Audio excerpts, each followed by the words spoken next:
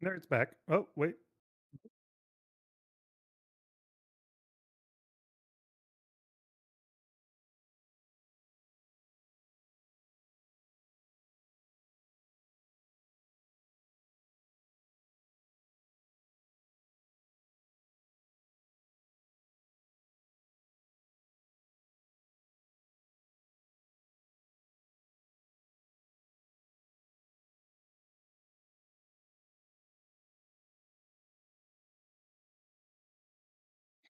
Why is it the way that it is?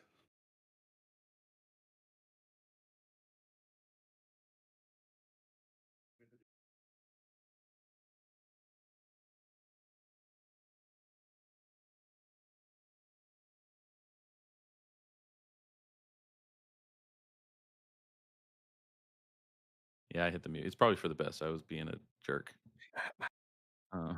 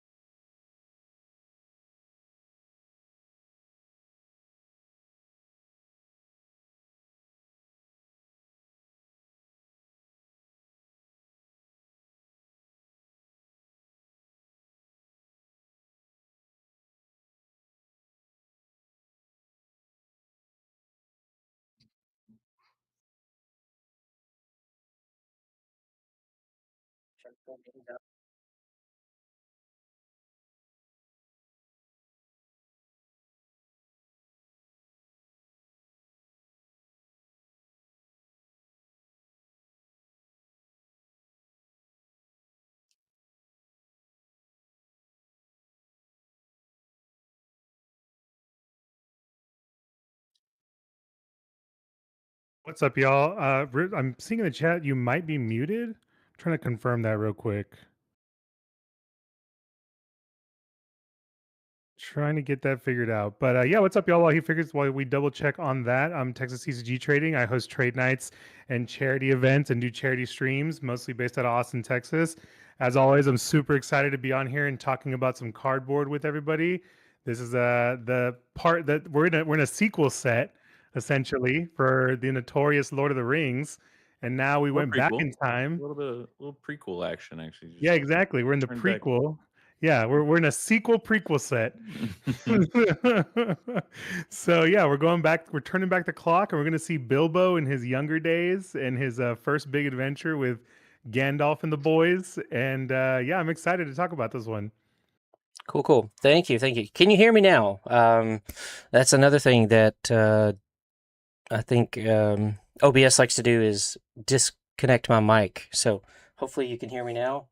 Thank you for the heads up on that. Yes, you're heard. Perfect, You're heard. perfect. All right. Well, Confirmed. all the things I said before weren't that super important anyway. No.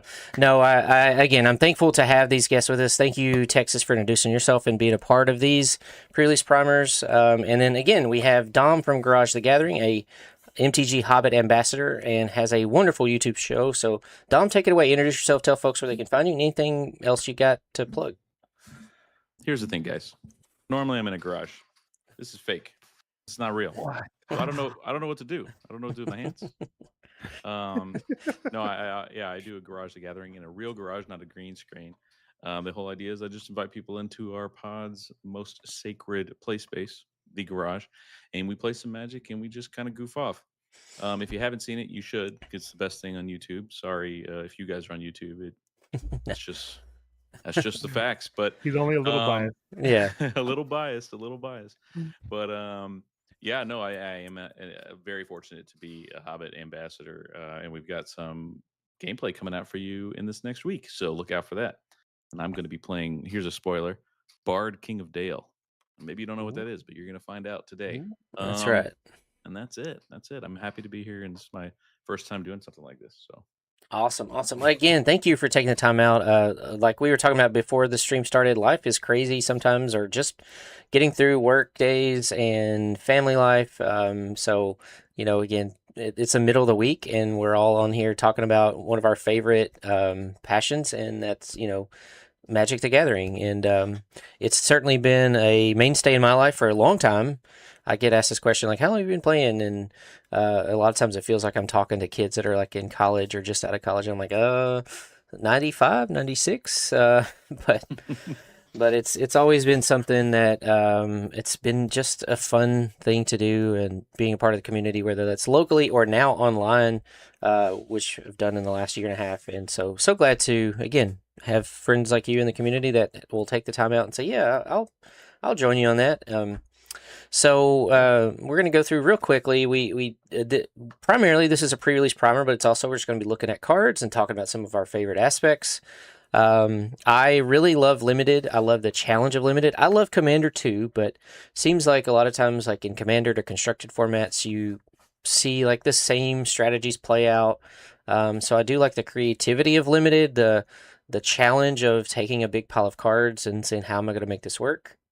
Which is kind of why I started doing primers.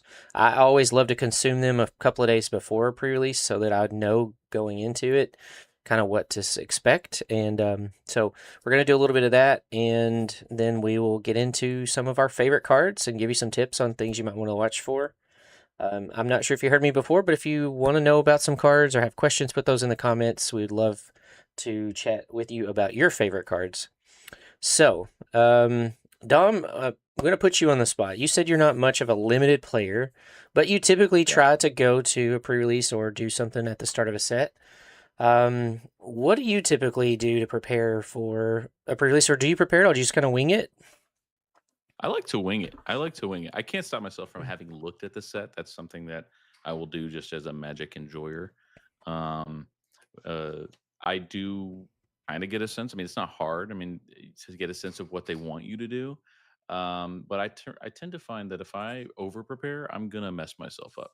I'm gonna try too hard to do what I'm supposed to do rather than like what my cards are giving me the options of. And so I just don't. I just like to go in blind. I'm telling you, I'm there for the dice. I'm there for the. You go. I go to pre-release to make sure I get the dice with the set symbol because that's all they've left me after they took away my stamps. Man, Yeah. I'm right there with you. I miss those stamps so bad. Yeah. So before that was for the stamps, and honestly, we're gonna get off track.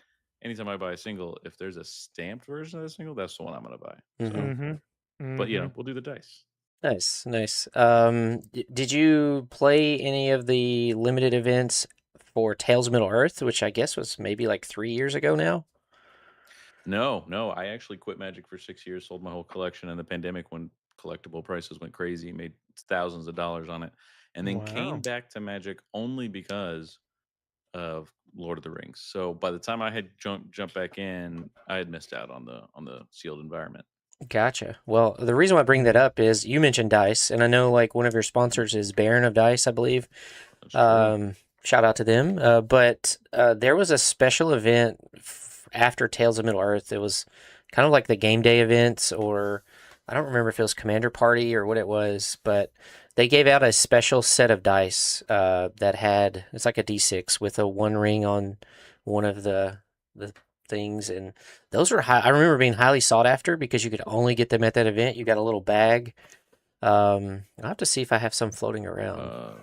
That'll bum me out to hear. I did not know about that. I did go out of my way to buy 4 of the D20s from the gift bundle so that I could get those because those were pretty sweet. I think they're on my shelf. I'm not going to get up. My chair's loud, but yeah, the gift bundle ones are beautiful. The ones in the main bundle were a little rough. I remember mine looked I liked what they were going for, but it didn't translate on such a small scale.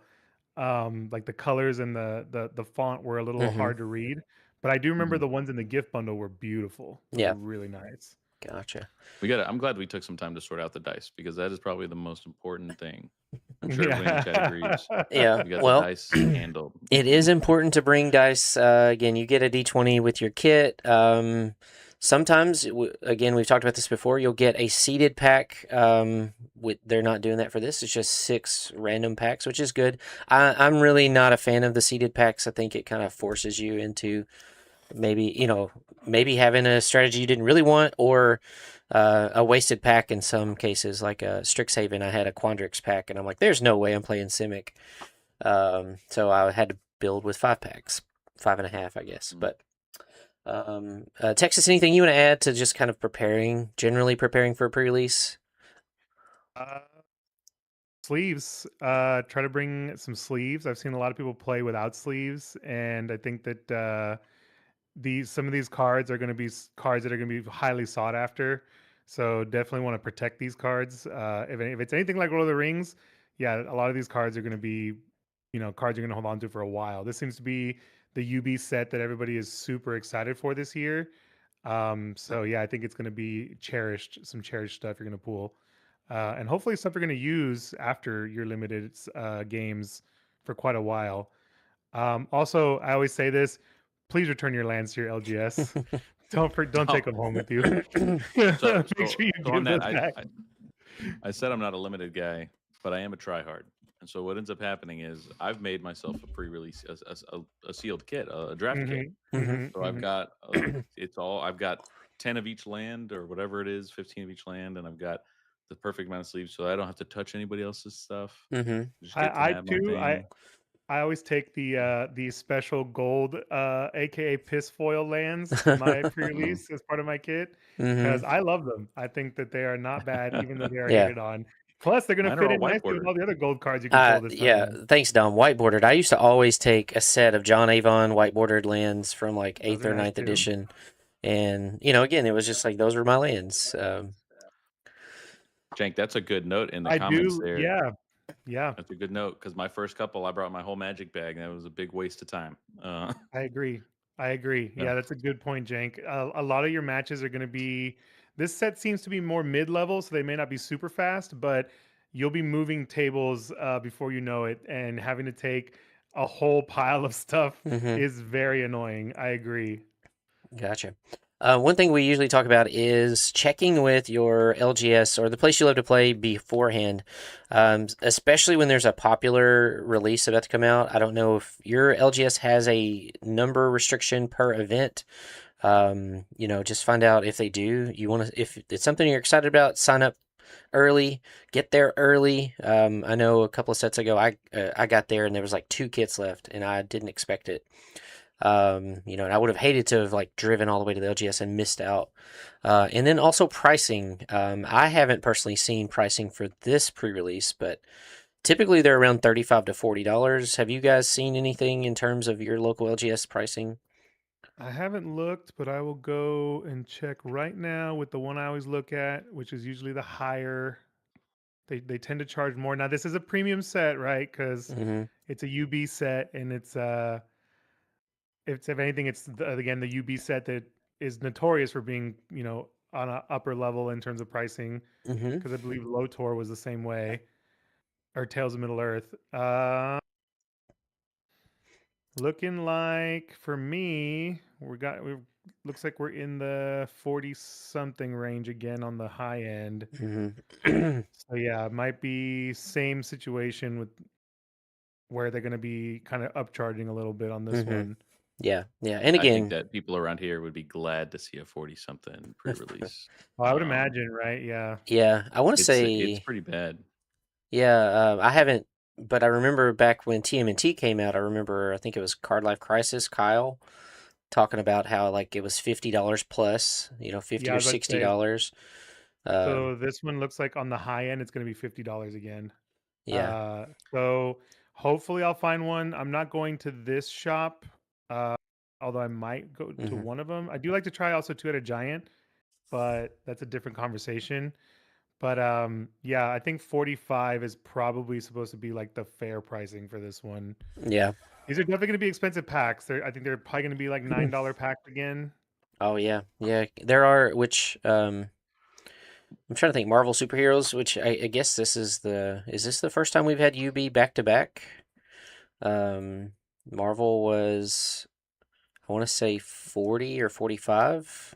Packs were Mhm. running around $8-9. Yeah. Now they're down to about 7. LGSs around Um, here are doing. We've seen people doing 65 for ooh, pre-release. Wow. that's I've had many other creators who live out here reaching out to me asking if I know of anywhere doing something reasonable, Mm-hmm. and the ones that I do know that are doing something reasonable are all sold out. And so people are having to choose between going at all Mm-hmm. at that price. I do think it's a little bad. So definitely be aware so you're not surprised you show up and someone's 55. like $70 Yeah, for the yeah. Yeah, we're pre-release. seeing And again, just talking 55 about in the chat. just talking about the economics of it though. Like if packs are $9, you're getting 6 of those. It's $54, and then there's pricing, so it it adds up. Pack should not be nice. I mean, we're about to get off track again, but Yeah, that's dumb. That's yeah, really dumb. But there are places that are better than others for sure. And I think yeah. the other thing that's driving people a little bit, because I don't think we've mentioned this, is that the pre-release kits come with the Hobbit seasonal lands, Right. the planes. And so I think a lot of LGSs are seeing an opportunity, like, Hmm. oh, but look at this, you get these lands, and Oh that's yeah, something nice. I And so wasn't you aware of Yeah. that. probably, So is that like oh yeah, one land per no, pre-release you get kit? all 4. They're not foil. They're non-foil, one of each season. It's the Right. Hobbit door, Gotcha. Yeah. and everybody gets those in a pre-release kit. Oh, Hmm. okay. Yeah, Yeah, but I did see that. I do like what OZ is saying on YouTube. LGS is 50 and 55 for the celebration pre-release as food and cosplay contest. So hopefully mm-hmm, you can. I did also see another pre-release was about 50, 55, and they're offering baked goods. mm-hmm, So if you can find one where they're having a little something extra to kind of, mitigate that cost, then it might be worth it. But this is, I mean, Lord of the Rings is notorious for being one of the most expensive mm-hmm. licensing, IPs out there. So, and plus considering, I mean, right now Lord of the Rings packs are still sitting at $16 just for play boosters. Yeah, yeah, Um, yep.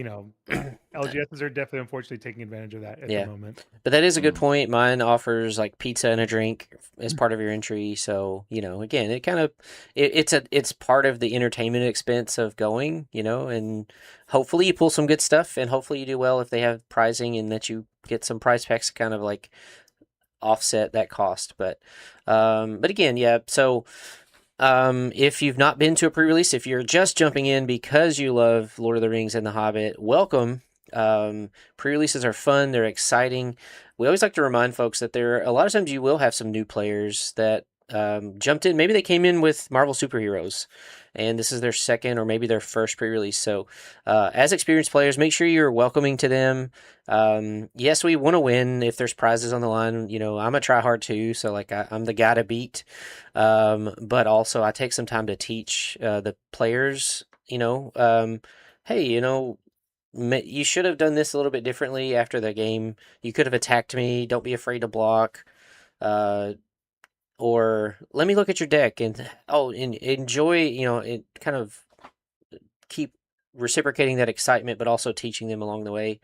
Because again, it's a good time. We're going to see a lot of players in the LGS that you might normally not see. Yeah, Mhm. and this also seems to be, I've heard throughout the community, this seems to be the one that people were holding off on other sets because it didn't interest them as much to really splurge on this set. So there's a good chance that people didn't go to other pre-releases throughout the year that are going to be here for this one. So, you want to keep people coming back and enjoying the game. As if you've been playing for a long time, you need people to play with. So it's good to win, but be graceful so that these people want to Mm-hmm. keep playing the game and don't hate the game Mm-hmm. Mm-hmm. after losing horribly. Yeah. So yeah, it's a great way to just keep the community alive, keep it diverse, and keep new players wanting to come back. Yeah, and you know what? The best tip I can give you is if you're having a hard time, just cheat. If you wear can't, wear a no, don't do jacket. that. Yeah. Don't do that, guys. Hey, this Ninja Turtle card. What set did this come out in? Yeah. Yeah, don't do that. Where Yeah. does one ring come from? Oh, it's from the other set. Yeah. That's The box crazy that they topper. accidentally Yeah. gave me this. Man. Yeah. Obviously, again, be excited, have fun. If you do mess up, or if they mess up, I always like to, again, it's not competitive. Allow takebacks. Make sure they understand your cards. Make sure you understand your cards. I made a really big blunder back in Lorwyn where I thought I understood a card, and so I just told my opponents, "Yeah, this is the way it works." And then 2 or 3 rounds later, somebody pointed out that I had read it wrong, and I felt so bad because there were occasions where I didn't let people like read it for themselves. I like tried to over explain what it did. Yeah, And my big blunder for superheroes was forgetting that power up can be used right away at a discount. I never did that yep. in all my pre-release matches. Oh man, you missed out. I've never made I I've never did. made a mistake. As a blue player, you're too Don't listen to perfect. Jake. Jake's gonna say something about me. Make don't listen. Well, if it's edited out, it didn't happen, right? Yeah, So. Yeah, exactly. yeah. All right. So again, that's just the basics of it. But yeah, go have a good time and be welcoming to others. And at the end of the night, share your favorite stories. That's kind of again another reason why I love it is because it's a unique experience. And if you're into like wanting to get more into digital, MTG Arena will have the set I believe on Tuesday after the pre-release, and you can play limited on there as well. I hopefully will be doing some more of that. We didn't get to do an early access event for this one, so I'm not burnt out on it yet. So I'll hopefully be doing some drafts in the coming weeks. But I really enjoy it. But so let's see. That's kind of covered the basics of it. We usually talk about, we're going to get into some of our favorite cards. And usually the way that we do that is, again, whenever you have your sealed pool open, I like to open all the packs, separate them by color, kind of look where my rares are. I'm looking for bombs. I'm looking for the cards that make me excited about the set or that I want to play. And if a bomb, if maybe I have 3 white cards that are bombs, then that kind of might push me into my deck's going to be primarily in those colors because those are the cards I want to play and have fun with. So we're going to talk about those real quick. I know Dom had mentioned Bard, which again, good commander card, but we'll talk about that here shortly. But typically, we're looking after you sort your cards by color. You're looking for bombs. You're looking for removal because removal is key to winning and keeping your opponents from beating you. Evasion because a lot of times the board will stall with just you're playing a bunch of vanilla creatures or creatures that aren't like your deck's not finely tuned. So evasion's important, whether that's flying, trample, unblockable, menace. We'll talk about some things like that. And then the rest of it's just like aggro. You want a good curve. You want to be able to play your cards. If you're playing all 4, 5, and 6 drops, you might actually lose before you get to play too many of your cards. And then everything else just kind of falls under whatever is remaining. So, let's talk about bombs. Yeah, he'll be back. There you go. Yeah. He likes to blink in and out. I'm constantly playing Flash on myself. Yeah. Let's go ahead and talk about bombs. So Dom, I know you mentioned Bard, King of Dale. I'm gonna pull that card up real quick. And I know you played this in Commander. What do you think about this in a limited environment? It is a 6-drop. I'm not a big fan. I think 6-drop for a 3/5 body because you're not going to really be able to count on the other portions of this. If you find yourself with a lot of uncommon support and common support in recruit, then maybe I would run it. But I think that he depends on so much of your uncommon slot that's where I would look to make sure you could even run this. But in Commander, he's still only bracket 3. So yeah, he's I definitely see him as a support piece in Commander. I think the reach vigilance helps a little bit, but I think you're going to be using the token part of him a lot more. And even then, you're right. If you get the uncommons and the commons for it, yes. But I feel like this is kind of a blanket statement for all of the mythics in this set. Great options for Commander, not necessarily cards that are going to like break the game for you if you pull them. There's some decent rares here and there, but I think the power is really in the commons and uncommons in this set. Yeah, well, that's mostly how it works, right? For the for sealed, right? Like we don't, but there's some good rares that what's the Smaug with haste? I mean, anything flying haste comes out, it's gonna be rude. That is a good one. I do think this is going to be a slower format, especially compared to superheroes, because a lot of the like power is in 6 and up. Because even that Smog you're mentioning, I believe, is a 7-drop. No, we're talking the mono red smog. Oh, okay. Yeah, he comes out and he's got the flying and haste Oh, the 4-drop. for Yeah. 4. Yeah, That's yeah. definitely one of That the better one's gonna ones. be, but Yeah. you can't count on that, right? Like you could Right. build a limited deck with no rares and still kick everybody's butt. Absolutely. I think very much so with this set. For Yeah. sure. Yeah, and again, like Dom said, sometimes your uncommons are your bombs. I can't think of any right off the bat, but I'm sure we'll see some in just a few minutes. Texas, is there any cards that kind of stuck out to you as, you know, if I hope I open this, I hope I get to play it? Cards I want for decks in general. I mean, the biggest one for me is the Gleaming Splendor. That's because I've never owned a Smothering Tithe, and this is Smothering What? Tithe mixed with Rhystic Studies, basically. What? You're Uh, as much trading as you've done? yeah, usually, I mean, people like to hold on to those Smothering Tides. Mhm. Teferi's Protection and Smothering Tide are the two that no one ever is ever willing to trade. So interestingly enough, but yeah, that one I'm very excited about. Gleaming Splendor. It's a 2-drop enchantment. Whenever an opponent draws their second card each turn, you get a treasure token, and then you can force 2 people to draw a card each for 2 generic and a white mana. So that one I'm very excited for. I think one of the cards I'd love to pull, it's more of a rare bomb, is Great Gilded Boat. It's an artifact vehicle Yeah. from the set. This one I would definitely build around because I always like to talk about this, especially in limited. Whenever you're getting rewarded for doing the things you're supposed to be doing anyway, drawing cards, attacking, playing lands, all that kind of stuff, that really helps build tempo and helps you, win games. So yeah, Great Gilded Boat. It's a 4/4 vehicle for crew 2. It's Mhm. a 2 generic and 1 blue. And the best part about it is whenever you attack, make another token with the recruit mechanic. Mhm. So recruit is basically connive, where you draw a card and then discard a card. If you discard a non-land card, you get a 1/1 white human soldier creature token.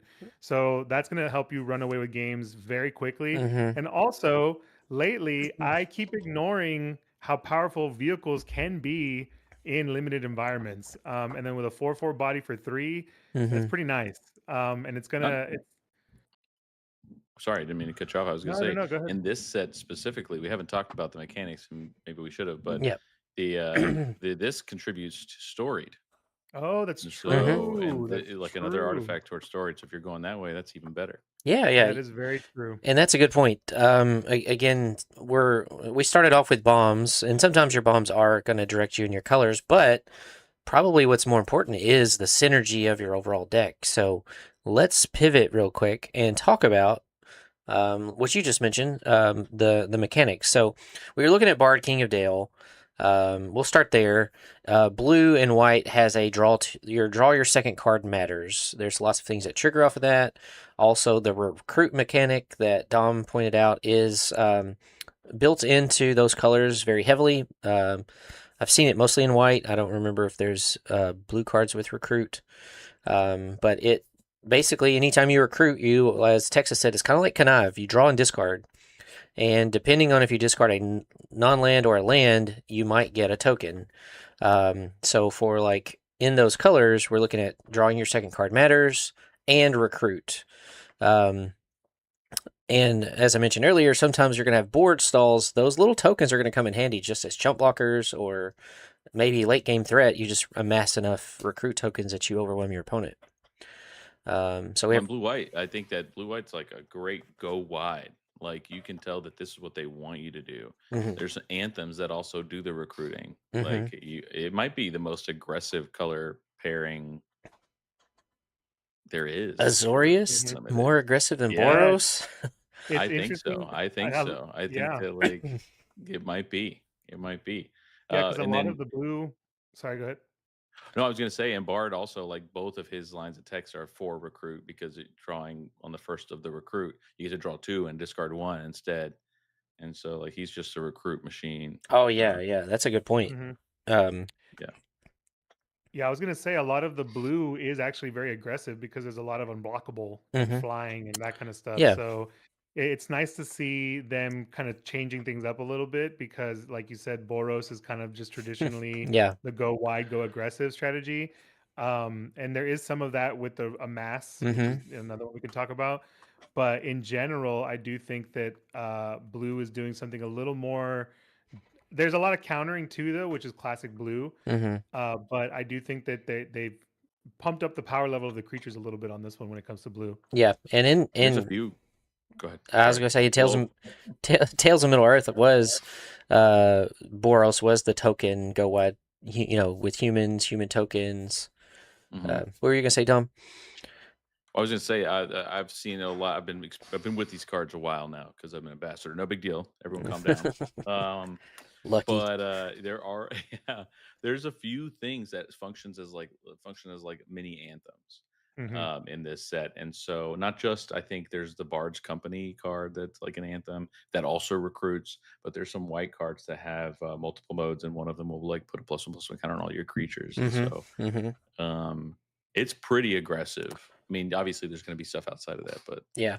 yeah, I think you're going to go hard with blue white, Mhm. and you're probably I'm not used to it. It's not how I like to Yeah, play blue same. white. I will say overall, I think white really got uh, extra love in this set for both standard limited or all limited standard commander. Um, I made a top 10 list and like 5 of them were white cards, and I was like, what in the world's going on? But great Mhm. stuff. So okay, so we have recruit and draw your second card matters. And then we have storied. Let's talk about that because you mentioned the boat, which is an artifact, contributes to storied. So, Dom, why don't you take it away? Tell us a little bit more about Storied. Yeah, I mean, I'm gonna make sure that I don't bungle this here, but storied is, I believe, artifacts, legendaries, and sagas. So at any point, if you control something that has the ability storied, and you have three more artifacts, legendaries, sagas, you get to have storied. So like the city, kind of like the city's blessing, you get that the rest of the game, even if they remove this. You just need to have that one piece that has storied on it, and then you have several cards that are just better if you get if you're managed to get storied. And this is where, not to get ahead of ourselves here, where kind of Boros shines in this set. Mm-hmm. The dwarves, Yeah. especially, seem to care about storied a little bit more than Yeah, everyone else. I think most of the legendary dwarves have it, or a good number of them have it. We're looking at Dane Mhm. right now, Lord of Iron Hills, and it says as long as you have an enduring story, creatures can't attack you unless their controller pays 1 for each of those creatures. And this is an uncommon. Yeah. I love it so much. It's gonna be pretty crazy. Yeah, it's It's it's gonna a be pretty mini. crazy. We're talking about mini Smothering Tide. This is mini Ghostly Prison, um, Mhm. for 1 in a I think white. the best part about storied is in this set specifically in limited is that you don't, like you said, it's like city's blessing, it doesn't go away, so you can play those three sagas. The sagas will eventually run out of counters, go away, but you won't lose the benefit of putting a bunch of sagas in your deck. So I think that was a smart call on their part to make it having the enduring aspect of it. Yeah. And Hmm. there's like it's an equipment synergy, which makes sense because it's artifacts and legendaries. And like Jenk just pointed out in the chat, all the legendary dwarves have storied. I think they're the Hmm. only ones, according. I mean, he might be right. I don't know. So I think that you'll see like there's one dwarf that gives you like a zero cost equip. There's dwarves that come in and create a token for which we, in limited, we love a 2-for-1. Come in and they Hmm. make yourselves like a little axe as they enter the battlefield. Hmm. That's already one. It's a 2-for-1 too. That's an Yeah, artifact for your storied count. yeah. Um, yeah, this guy, he's a machine. He's a machine. Hmm. Yeah. Yeah, you're right. The sometimes we take for granted the when this enters make a uh equipment. And like you said, that's kind of a 2-for-1. You're getting a legendary and an equipment. So you're 2/3 of the way there to storied. And then for the rest of the game, you're just gonna get these little incremental bonuses. So okay. So we've got also a ferocious, probably one of my favorite returning mechanics. It's Yeah, me primarily in too. green or green and black. I'm thinking Texas, you had a creature that had ferocious. Uh, Yeah, I think it was the one of the wargs. Yeah, there Early actually one. several of them. Mostly the wolves, the wargs. Ferocious cares Yeah. about power 4 or greater. So if you're like me and you love big creatures and turning them sideways, then and you end up in green and black, you have support for it. You're just going to get incremental bonuses for having a creature with power 4 or greater. Sometimes the creature itself. I did notice a majority of the creatures with ferocious don't trigger themselves. Like there'll be 3/3s and things like that. So you have to find a way to get their power up to 4 or something else. But then let's see. Somewhere in here is a green creature. It's a 1-drop. Nasty little rabbit. Nasty little rabbit. Yeah. Where is he? Nasty little rabbit. Yeah, Might nasty be little the rabbit. best This named is card in so long. yeah. This is a classic kind of green card where it just starts as a 1/2, but it can become a problem later in the game. So if you can curve out and maybe drop something with power 4 or greater on turn 3, then eventually it's a 2/3, then a 3/4, and so on. Um, so I'm a big fan of Ferocious. I think that just kind of helps push you over the edge. Um, Yeah. Again, it's Always one of fun those when the mechanics mechanic. that. Go Oh, go ahead. ahead. I think you're gonna say the same thing as me, so you go ahead. Oh, again, it's just one of those mechanics that pays you off for doing what you want to be doing, which is curving into big bombs or big creatures that are going to help push through damage mhm. and help you win the game. Yeah, it's a fun mechanic in that like your early game cards are still good in the late game, and that's not always true. And it also has really good support in the uncommon slot. This was one that I remember. It was Large Bear. What a crazy uncommon! Just Mhm. a Yeah. 5 cost 5/5. That's going to trigger all your ferocious. And also, why does it need 3 keywords? That's a crazy uncommon. Power's crazy. Yeah, I think I should have left these in alphabetical order because I put them in color order and it's making it harder for me to find them. But yeah, Great Large Bear, or actually maybe it's multicolored. It's It the is multicolored. black It's got green two one. colored pips. It's black green. Yeah. Yeah, The Hmm. bears Hmm. are in general going to be your bread and butter yeah, there to large trigger bear. ferocious, but him being an uncommon is like that's going to be what you're going for. You get that, you probably are feeling that's the way you're going. Mm-hmm. Mm-hmm. Um, Um. Okay, and we'll get back to bears in just a little bit, but mhm. we also have, speaking of doing things that you just normally want to do anyway, they brought back landfall. Dom, what are your thoughts on this? Landfall's okay. I'm going to tell you some personal thoughts about Landfall. You guys buckle up for a second. Oh, here we go. Why do Hot you take. think you deserve to get something for playing your land? Okay, it's just like that's just greed. It's entitlement. Biblical level greed. It's just like, oh yeah, yeah. Well, that's the thing. We need that. Like we all need it. Why do you think you get extra stuff for getting your lands out? Like, jeez, back in my day or whatever. Anyway, Right. yeah, landfall's great. It's really interesting and limited because you run so many fewer lands. Hmm. Typically you're like 17 lands or Mm-hmm. so, Mm-hmm. and so like. But I've noticed that like Simic has a lot of things that are about like drawing extra cards to play extra lands on your turn. Um, and so there's some cool adventures because that's back too, even though we didn't talk about it yet. And there's a cool uncommon creature that's like, let's go get on an adventure to get a basic land, and then let's Mm-hmm. also do play me for as a 5/5 because you deserve it because Yep. lands are just that good. Yep. And Simic value never ends. It's a lot of fun, and the cool thing I will say, I do think landfall is like, was that a mistake? I don't know, maybe it was, but um, I do like that because I'm one of those degenerates who always tries to go for a third color in Mm-hmm. limited, Mm-hmm. and a Hmm. landfall deck is typically the best one to do that because Mm-hmm. you're doing so much finding extra lands, and so like that's the saving grace. If we're play landfall, at least I can go play a third color safely. Mm-hmm. Right. Yep. Uh, I agree. I do think 3 colors is actually quite viable with this set. Normally, I don't recommend it in a limited environment, and in a Mm-hmm. lot of the sets that have been coming out, haven't really been pushing it. Mm-hmm. But because there's a lot of colorless that have an on-color adventure, or a lot of what you're talking about, there's even a white saga that lets you get 2 planes. Mm-hmm. So I do think it is possible to do 3 colors in this set, and not feel too punished for it. Yeah, they didn't really push it. There's not a lot of hybrid. The large bear is one of the few hybrid creatures, and there's only one 3-color creature, which is Thranduil, the elf, and Is that true? Is that the only that's 3-color the only creature? 3-color creature in this. And he's Simic, so yeah, he fits right in. Go splash for Thranduil. This But you one, do yeah. have Troop of Ponies, which Oh yeah, lets yeah. you, I'm so glad we got a little Sebastian print yeah, in this. and it's colorless, which was very smart of them. So it's going to go into any deck you want, and it's going to get you 2 basic lands, and they don't have to be the same color. Mhm. So that's what I'm saying. I think it is viable to do. You know, don't go too crazy with it, but I think you can splash in that 3rd color. There's also stuff that'll give you treasure to make that happen. And because it's a small set, you probably will get a couple of these, not just like 1 or 2 of them. Woodland Elves is another one that'll also let you play that 3rd land, you know, relatively comfortably. Well, Um, I will say Wood Elves is a popular commander card because it gets a forest out of the deck. But in this, you're probably not going to have there's not land types, cards with 2 land types. So Wood Elves being a good card is just oh, going to that's get right, it you is a just going to forest. get you another Yeah, forest.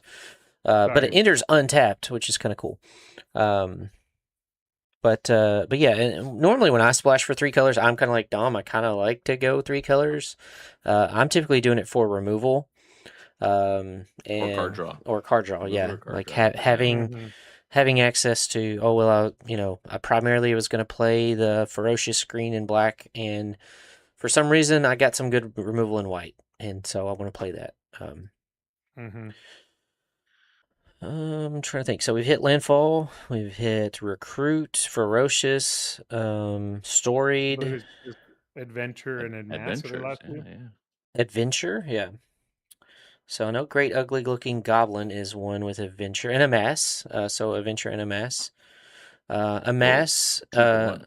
Yeah, yeah. We'll hit them both with this. A Mass returns. So originally it was a Mass Zombies, and so you create a 0/0 token and then put a counter on it. And then in Tales of Middle Earth we got a Mass Orcs, but it's an Orc army. And again, you create a Orc army and put counters on it. And now we have a Mass Goblins. So for Great Ugly Looking Goblin, got an Adventure. It's a sorcery speed. So what I love about these cards, I love modal cards, and I love cards that you can play early in the game and late in the game. So like for Great Ugly Looking Goblin, really it's just a 2/2. It's a 2-drop creature at its worst. So for 1 and a black, you amass goblins 2. Make a token, put 2+1/+1 counters on it. So you can count on every game, I'm going to be able to play this on turn 2. I'm going to be able to play this on curve, put a creature on the board. If my opponent doesn't play a creature, that little 2/2 is going to chip in for some damage. And then later in the game, after I'm kind of mana flooded, shout out to Emil, you're going to drop the 6-drop creature that's in the exile zone. Yeah. I think I And do like the theme of Amass Goblins, but I am a little sad that we won't be seeing any Amass, like it won't synergize with Amass Orc cards from the previous set. But of well, course, they do, because don't of they? the They replace. They like. I think I think like if you have Yeah. both in your deck, it still goes on the same one, right? would it be? It's all the same army. The army just stacks on itself. Yeah, I think it just Oh, gains okay. Together. an extra creature type. Oh, Yeah. okay. I thought it was 2 separate armies. Okay, okay. No, Okay, you that's can good to hear. amass. Okay. You can amass everything. Yeah, Okay, okay. Very nice. Zombie, Very nice. Yeah. Okay, awesome. zombie orc goblin army. you just Okay, that's see awesome Or then. slivers and slivers. Shout out to Jing. Yeah, Mass Slivers. Oh Lord. Okay, well, no, that's awesome then. Good. I did not research that. Thank you for correcting me. Also, shout out to Jaffer and the huge raid of 63 people. Thank you all so much Hey, for coming in on this. thank you, appreciate y'all, Um, Raiders. yeah, anyone who's not familiar with Adventure, just remember, yeah, the card doesn't go away. It just sits somewhere else and you can play it later. I think that's really awesome and limited because we talk about mana sinks, and that's basically like a built-in mana sink for later on. Mm-hmm. And card advantage. Like you want to. The 2-for-1s are important because everything in limited. Like not to get in the weeds of it, but like you want to. And this is after I said I'm not a limited guy, but like when you go and you use a removal on one of their creatures, you're trading a card against their card. But when you do this, you're playing a 2/2 and you get an extra card on top of it. Mm-hmm. So you can feel free to block or interact with your creature and you still are card positive. Yeah. Which that's where the game's won, really. It's like who runs out of gas first. Right. Um, Definitely. Yeah. I just want to say what's the most interesting thing about Adventure this time is I believe it's the first time they put Adventure on artifacts, right? Like with my oh, Precious and the swords. Yeah. Let's look at I did not Glamdring. know that. Glamdring has one. It is 3 and a blue, sorcery adventure, mill 6 cards, put all instant and sorcery cards from among them into your hand. Not so great in limited, but in a spellslinger deck, it's really good. You said Yeah, I think this is my really precious. interesting design space because traditionally artifacts, I mean, equipments are kind of the weakest in limited because you have to have a body to put them on. So it's nice to give them a little extra, oomph by adding adventures on them like that. Give you something to do with them early, and then when you finally have the bodies to equip them onto later, you can play them out as equipments. Mm-hmm. Yeah, you mentioned my precious. It's an instant speed. We'll talk more about flash and instant speed in just a minute, but for 1 and a black, as an additional cost, sacrifice a creature, draw 2 cards. So in Tales of Middle Earth, we had Nasty End, which was, again, it held up 1 card slot in your deck. It was a good card. Draw 2 cards. If you sack a legendary creature, draw 3. This is the same thing, but it's only the draw 2. But to Dom's point, you have the card that I can play on turn 2, and then also have another card. So you're not only going to draw 2 cards from the adventure, but then you have My Precious, the equipment, as your 3rd card. Which again, just that first mode is good enough, but then the second mode makes your creature hexproof and can't be blocked. A lot of evasion built in, and card draw and evasion built into 1 card. It's sick. That's what he's trying to say. Mhm. Sick card. Mm-hmm. All right. Anything else as far as mechanics that we need to cover? I don't think so. I don't think so. Okay. You're good. There's a few other like random one-offs, but they're pretty self-explanatory on the cards themselves. Okay. I do think Storied is going to trip up new players the most, just because it could even trip up a veteran player. Mm-hmm. So yeah, but other than that, I think a lot of the mechanics are pretty straightforward, and I like that they've found new ways to kind of remix some stuff that we've already been familiar with. Mm-hmm. I Yeah. think there's an adventure on the common Smaug. It's kind of weird to have a common dragon that's legendary like Smaug, but it's got a pretty good adventure. It's a removal spell, 4 and a red, deals 5 damage to target creature. A little expensive, but in limited, you kind of need extra little instances of removal, and it's a decent option. Yeah, I mean, truck toss and superheroes was kind of expensive, but it got used on me so much. Yeah. it was very needed by a lot of people. Yep. Let's talk about a mechanic. It's not one of the featured mechanics for a certain color, but it shows up quite a bit, and that is flash. I've got 5 different cards with flash here listed that are, I think they're all permanent cards. Yeah, 5 permanents with flash, which I guess that makes sense because everything else would be an instant. But Sting, Bilbo's Sword, is probably my favorite one. I love the original Sting from Tales of Middle Earth. I've recommended that to so many players, including Matt, the Janky Casual, who plays Raghost. But this Sting is also really strong. So if your opponent has mana up, again, a lot of times I predict it's probably a removal spell. But be aware that there are at least 4 creatures and then Sting that could just wreck your attacks. So if you're swinging in, Sting's not going to wreck you on an attack. It'll wreck you when they're attacking you. But we have Head of the Hunt, which is a 4/3 with flash. Wolf, Little Bear, a 3/2 with flash that can untap another bear. So they've now got 2 creatures to surprise block with. Bard's Company, as long as you can cast it as though it has flash as long as you control a human. So again, it's going to give 2/3 to block, and then they're also going to recruit, so they could have another 2 creatures that hit the board, and it's a Lord, +1/+1. That's just crazy. Yeah, and I would also point out to Bilbo's Sword. That's not a defensive card. That No. card will end your life. Yeah. Like if you don't block, and then someone's like, "All right, I flash out Sting, and I'm going to hit you for 7 out of nowhere." Yeah. It could be the new Embercleave. in some decks. That's a good way to put it. Yeah, and Mhm. it's just 2 generic mana, and it auto equips, right? Attaches to a creature you control. So, like Dom said, you just Yeah. wait for blocks and kind of ninjutsu it in, except you don't have to Mhm. return anything. You're just like, oh, you didn't block? Well, the thing that's Yeah. not You didn't want to blocked. trade? Okay. Oh, you They have hit for quite a lot. you have 5 creatures. Well, take 5 more additionally. So, Hmm. yeah, I really love Mm-hmm. Sting. And then I think the long-bodied gray dog, another one, makes a treasure token, has flash and reach. mm-hmm. Yeah. Yeah, I think that one, and then also Black Arrow. Those are going to be the 2 that you're going to see against the dragon players. Because Black Arrow Oh, will yeah. deal 1 damage to any target, which is also nice because you might block with a 2/2 on their 3/3. They might be super confident after that attack, and then you drop this Mm-hmm. and you take out that 3/3. Or if it's a dragon, then you're taking out a dragon because if it deals damage to a dragon, it just automatically destroys it. A And Smaug. then Yeah. a Smaug, and then the dog has reach, so it could block a dragon and save them for that 1 turn, which is Yeah. hilarious. Yeah. And then you get a treasure afterwards, which is even better. Yeah.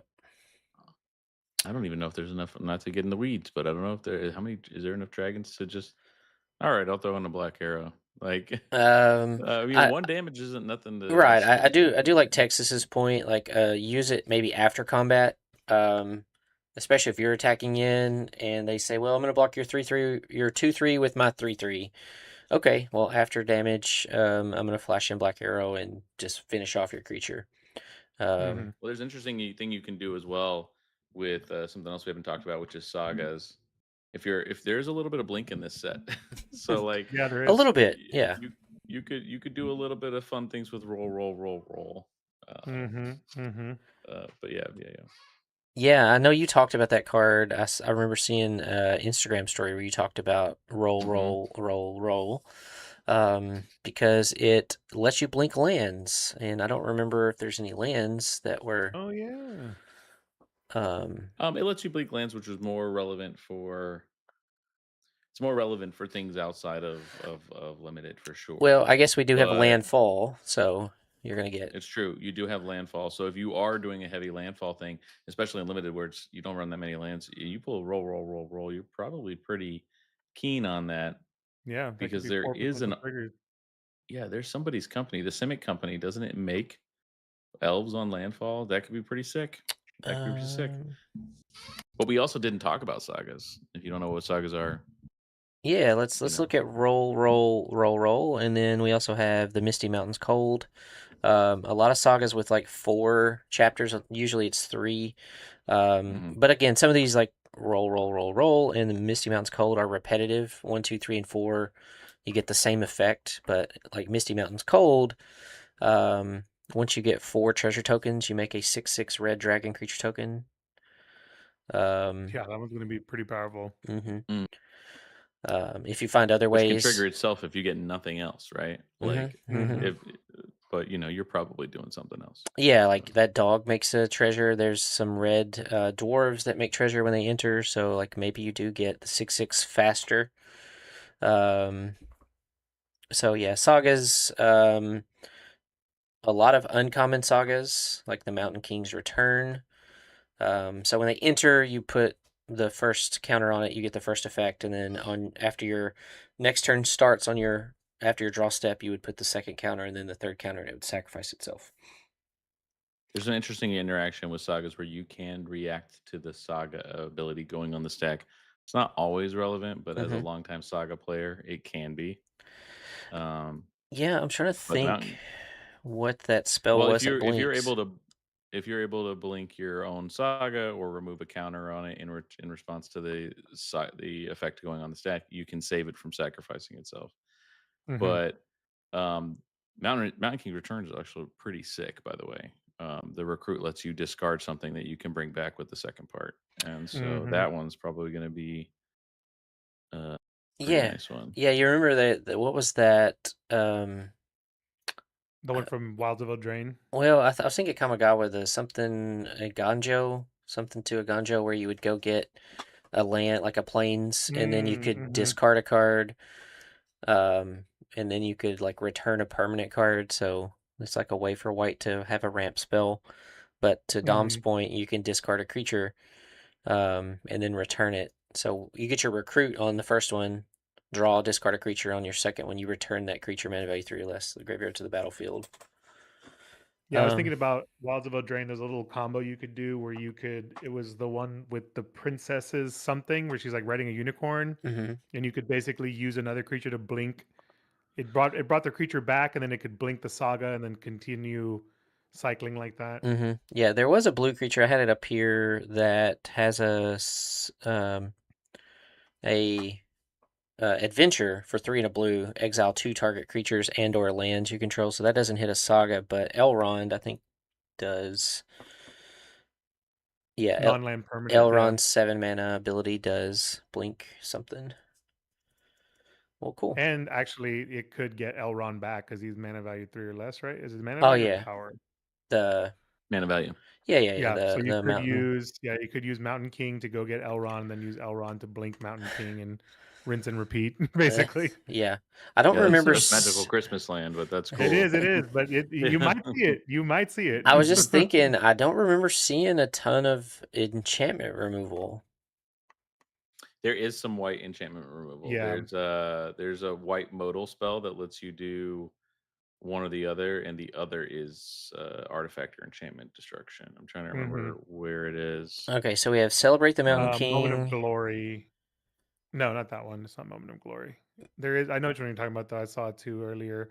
It is light, though. There is very light enchantment removal, which is kind of nice because, again, investing into a saga it can be a lot. Well, and a lot of these sagas aren't that great, right? Like, there's nothing busted coming out of these sagas. No. Like having to wait 4 turns for a 6/6 is not great. Roll is probably not great. Like Mountain King's Return might be the best one in limited, and so like, and even then, it's like, oh, you're getting something for 3 Yeah. for free, but you played 3 for the Mountain King, so really you're just sort of coming out even. Yeah. Except for you get a 1/1 with the recruit, and you drew a card. So, yeah. I think that enchantments might be the least of your worries. I would pay attention to things that get cards back from their graveyard, like that one. Then we have down to Goblin Town. Actually, that's not one. There's like a black card that returns a creature. So again, as much recruiting that you're going to be doing, sometimes just having getting a creature back out of the graveyard is very good in limited. Especially if I've used a removal spell on something, I'm like, oh, I've dealt with that threat, and then you just play something that gets it right back. It's kind of a good momentum swing. Yep. Okay, so go ahead. Nope, I'm gonna be quiet. You're good. Chip in anywhere. We've had some comments. Thank you again for the comments. It lets us know kind of what you're excited for. So we've talked about some of the landfall, and let's talk a little bit more about our favorite card. So Dom, I know you mentioned Belladonna Took. Belladonna Took. One of my all-time favorite cards from this set. In fact, almost all my cards, save one from this set, are white, which I think you mentioned earlier. White just got so many good things, but Belladonna Took just so good with recruit. Like if you get Belladonna and you got any of the recruit cards, I'm feeling pretty good about it because you only need 2 tokens to draw a card, and that's the floor. So I wouldn't run her unless you were running enough to get to that second. That's the floor of how good she is. The 1 life is whatever. But there are quite a few ways to make tokens, and it doesn't matter if it's a human or creature token. Like if you're making treasures, this is still going to work for you. And so a 2 cost creature that's also a 2/2, so she doesn't even take a hit to her PT to give you such a good ability. And if for some reason you're cracked out of your mind and you're making 3 tokens a turn, which at that point you're probably winning the game anyway. Yeah. But if you're doing that, and you get to put that +1/+1 on everything you control, she's everything. She's everything in one package. She's really great. Yeah. Definitely look for more recruit cards if you pull a Belladonna Took. I would run almost every recruit card I could to try to, like Dom said, try to trigger this twice. I had a 100%. question. And go ahead. Well, no, you can keep talking about this card, and then I'll ask my question. No, I was going to move on. So go right Oh, ahead. so I have a question since I mentioned earlier, and you're our resident blue player, as you've confessed earlier. There's a lot of the blue in this set is counter heavy in terms of its interaction. How do you feel when blue tries to go heavy on counters in terms of relevancy, both in limited and outside of limited? Because I feel like, there's so many amazing counters that are kind of staples in blue decks, especially in Commander. And I often feel like, for me, whenever I see a lot of counters in blue, I tend to actually ignore blue because I feel like countering is not that effective in limited. But what's your thoughts on that? Got you muted again, Dom. Oh, I think you went muted there. Whoops. I did that. I pressed that button. Anyone use this mic? See that? Yeah, we'll switch. I'll give you my. I am a blue degenerate player, so you give me blue, and you give me a set that will reward me for getting to the late game, and I'm probably gonna do control first. The bad part is I know that it's not good, and I know that what's going to end up happening, even if my deck's good and will win eventually, we're going to end up going to turns. And so, and if you're not familiar, going to turns is like there's a time limit per round, and if somebody hasn't gotten the 2 out of 3 that it takes to win, you'll go into turns, and then you have to like wrap up the game shortly after. So, I'll do it. I think it's always worth running a few counter spells if you have them, and only if they're the good ones. But I always, if I'm in blue, you're going to see at least 2 counter spells in my deck. There are certain things that are hard to remove once they land, and there's also a lot of things like Sting, where you can just put a stop to that. You're like, I'm not having the Sting, I'm not having the Smaug that has haste, because when you're in limited, you end up running a lot of like sorcery speed removal, and so in my mind, counter spells are win. I wouldn't go hard, but I would. And there's like, yeah, you have one of the best ones up, confiscate and be bother. It's so good because you can just draw 2 cards. You can just get some card advantage if you need it. There's another one that recruits, so you should run it. And then if you're like, well, I'm not countering anything, or they're out of gas, or I want to put the pressure on, it's like I'll counter a nonsense thing if it means I get to recruit. Which is essentially another 2 for 1. You got rid of one of their things, and you got a 1/1 in return. So yeah, I don't know. I'm actually a big fan. I wouldn't go hard though. Like I wouldn't make it your main goal unless you're just a bad person like me. Yeah. Yeah. Now, what does it take for a counter out of a limit, like out of a new set, to make it into a commander deck, in your opinion? Well, it can't be expensive. Like, so Thranduil's Decree, there's one time it was Thunder Junction where there was an expensive counterspell, but it swung momentum so hard that it was hard to deny because it did a bunch of damage and it countered something. And so it was like really good. Otherwise, you wanted to stay cheap. You want to stay low to the ground. You need to save your high mana spots for your finishers. And that's the main goal. And then modal counterspells or counterspells with multiple options are really good and limited, I find, just because for all the things we said earlier, like you can do other things with them. You won't be forced to go to turns because you have a dead card in your hand because you're waiting for their bomb that never comes. Yeah. Cheaper multi-purpose. Jank gets it. Yeah, confiscate and be bother is probably the best one. It's common because it's just so you're gonna see it. Yeah, it's one pip, and early game you counter something early to mid game, but then of course there comes a point where like late game you're like, all right, maybe I don't need this counter, but I do want to draw 2 cards. And at instant speed, there's nothing to sneeze at. Yeah, that's very true. Yeah, I think for me, I tend to play stuff like Uneasy Partings when I play blue removal, and stuff like Enchanted River's Grasp, more of that like already dealing with something that's come onto the board. But I see what you're saying about counters. Yeah, I mean it does make sense to stop those gotcha moments. Yeah, you got to feel it out set by set. Like, what do you think is going to happen? Is there a lot of haste, and is there a lot of flash? Is there a lot of things that you have to interact with that can't wait till your turn, and that they get even more valuable? Yeah, and I haven't played any of this because there's no arena early access or anything. Yeah. So, but what's funny is every time I play limited, I will just take my blue pile. I'll be like, "Oh, that's cool," and I'll set it to the side and be like, "I'm not playing that crap tonight." But But in other I can't games, remember a time I didn't use blue. yeah, I think I mentioned earlier I got the Quandrix kit on silver on Strixhaven, and I was like, oh man, Quandrix, come on! And I had like some good blue rares, and I still didn't play blue. I played Boros Splash Black, but then like in other games, I've learned the value, and maybe it's just because my Magic history has been all aggro and mid range and like value that I struggle to play blue.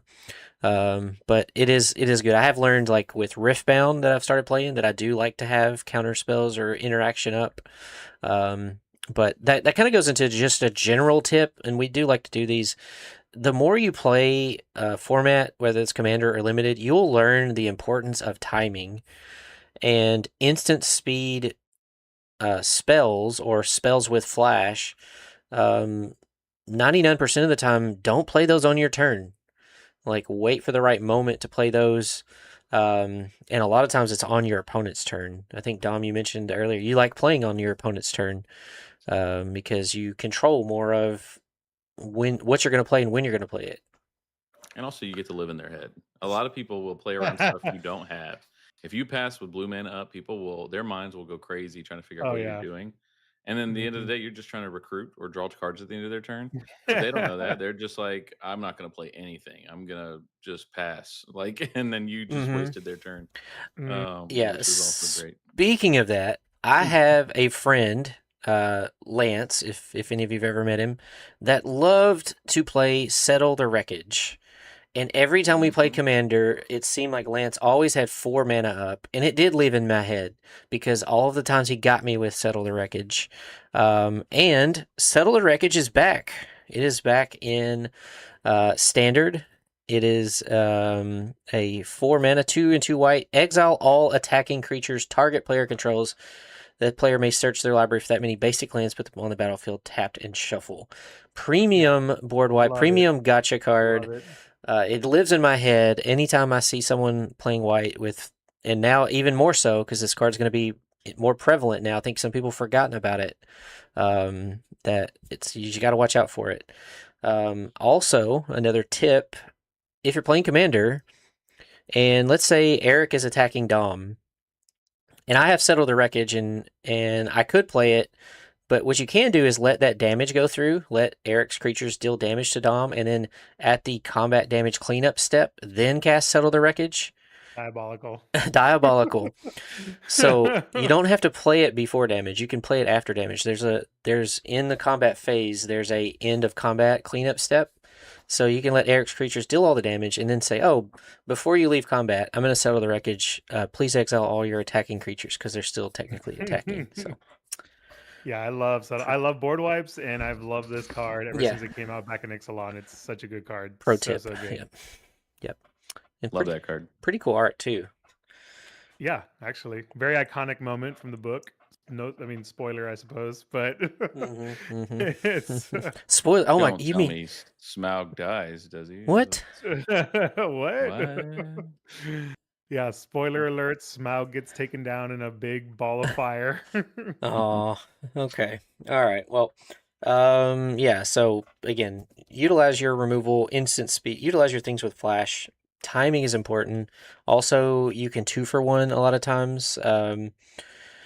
If they go to pump a creature, then you remove that creature. You've essentially countered that spell and gotten rid of that card, and remove their creature. So, all right. Mhm. Are there any other cards? We haven't talked about Bear Tribal yet. Any other cards we need to talk about before we kind of go into that direction? I don't think so. I would point out something that I earmarked on this set was the card Reverent Howl.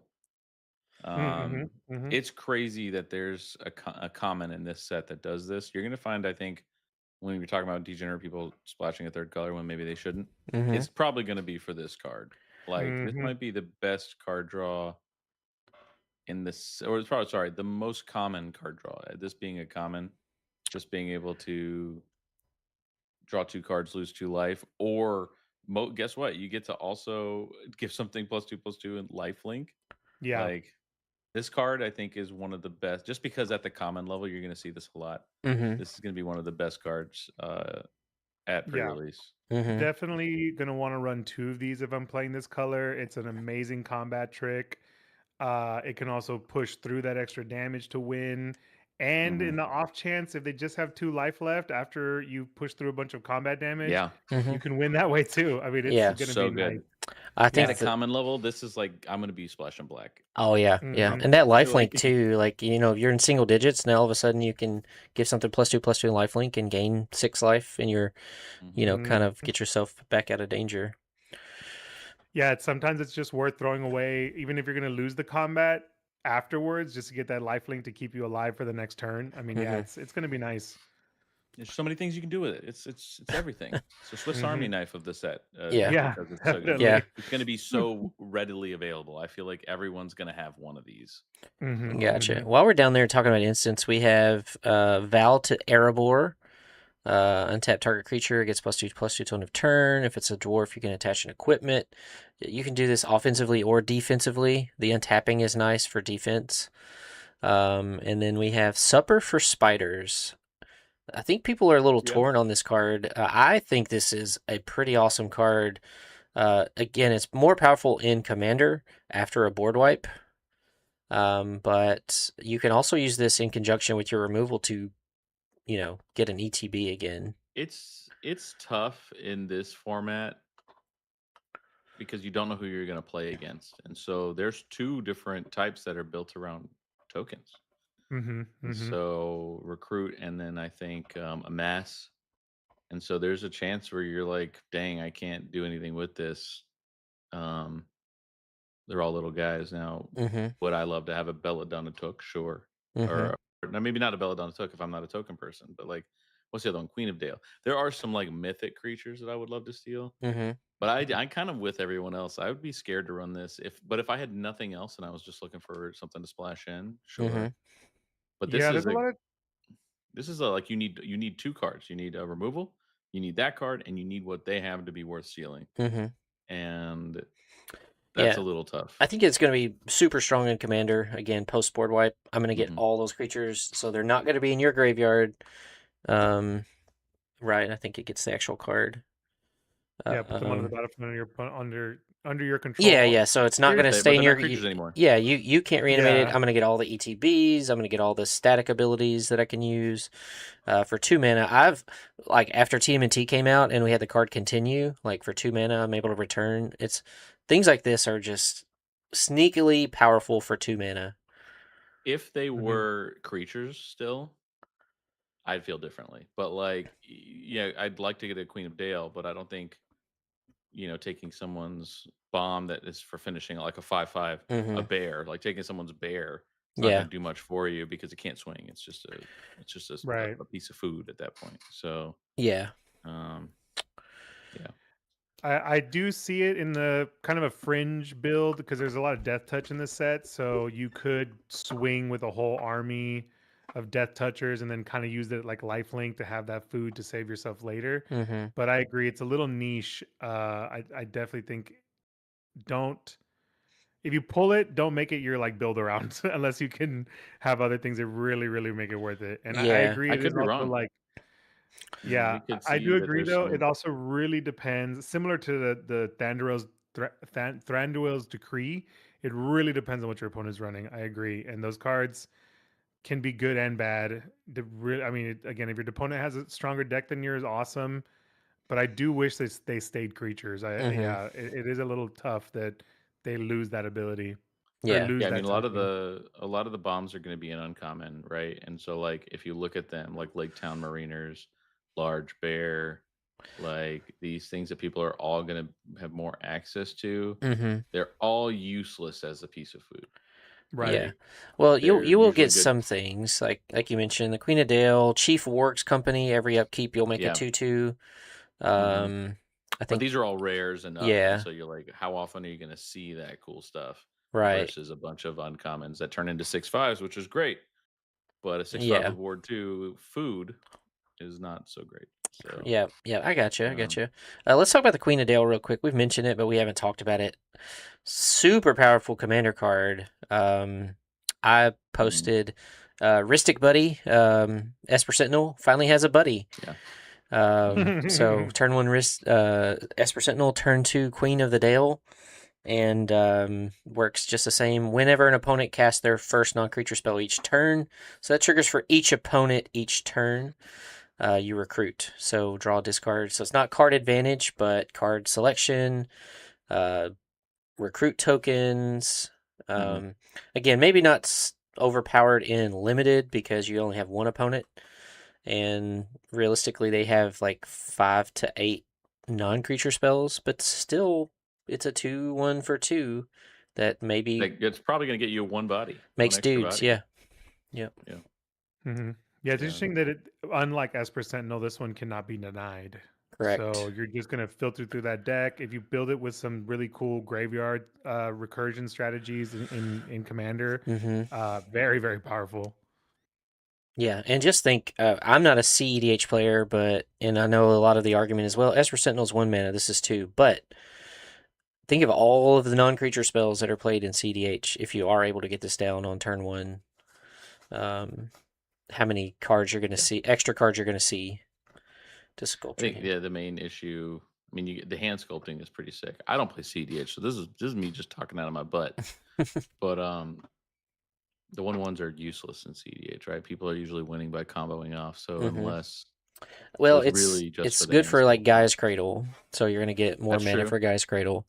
That's true. Yeah, but I agree. It's more the hand sculpting, but just being able to run through more cards in your deck is usually pretty damn powerful. Which is pretty good in CDH, right? People really want to get to the right thing. Who can get Ristic Study to land is the name of the game, right? Yeah. Right. Yeah. Or you're looking for your combo piece, you're hitting your interaction, whatever it may be. Super strong. Let's see. I got a question for you guys. Okay. You pulled Tom Bombadil. Are you putting them in your deck? You building a 5-color 5-color Sagas deck? I mean, he's forced 5 colors before in limited. I know that. I'm not as bold, honestly. Listen, it's a struggle for me to do 5 colors. I've done 4. I did have the pleasure of getting my butt whooped by LSV. He played a 5-color deck in what was one of those Lorwyn, maybe.